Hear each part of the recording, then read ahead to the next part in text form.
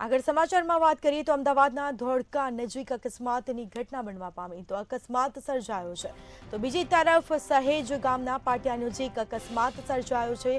જેમાં ધ્રોલ ડુમકા એસટી બસના ચાલકે અકસ્માત સર્જ્યો 10 થી 12 ગાયો અને વાછરડાઓને અડફેટે લેતા તેઓના મોત નીપજ્યા તો સમાચાર અમદાવાદથી પ્રાપ્ત થયા છે ધોળકા નજીક અકસ્માતની ઘટના જેમાં સહેજ ગામના પાટિયા નજીક અકસ્માત સર્જાયો તો ધ્રોલ ડુમકા એસટી બસના ચાલકે અકસ્માત સર્જ્યો જેમાં 10 થી 12 ગાયો અને વાછરડાઓને અડફેટે લેતા તેઓના મોત નીપજ્યા છે